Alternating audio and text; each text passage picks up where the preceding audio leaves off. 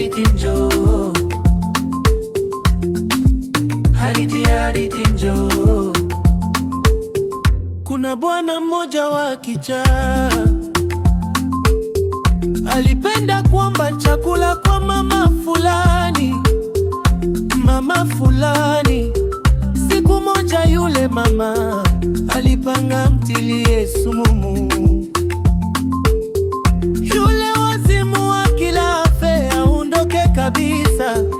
Kule njiani alipatana na watoto wa yule mama, akawagawanyia kile chakula. Watoto wake wakala wakafa, yule wazimu akabaki mzima. Ishara kwamba unayoyatenda unajitendea mwenyewe. Ukitenda mema unajitendea mwenyewe, ukitenda maovu unajitendea mwenyewe. Ukitenda mema unajitendea mwenyewe, ukitenda maovu unajitendea mwenyewe.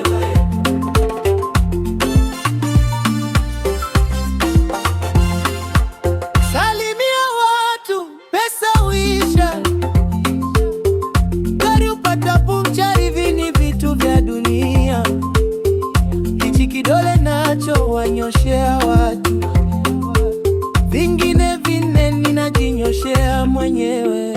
Ukitenda mema unajitendea mwenyewe, ukitenda maovu unajitendea mwenyewe.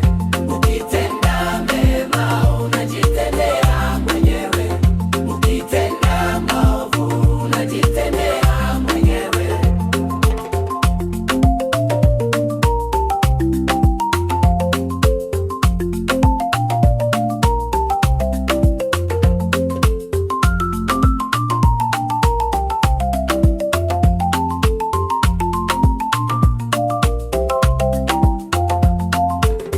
Ninaozungumza nao juu ya wenzangu, wanazungumza nao juu yangu mimi. Ninaozungumza nao juu ya wenzangu, wanazungumza nao juu yangu mimi. Tenda mema, ondoka, uende alo na chuki, na wewe mpende, kwa sababu unayoyatenda unajitendea mwenyewe.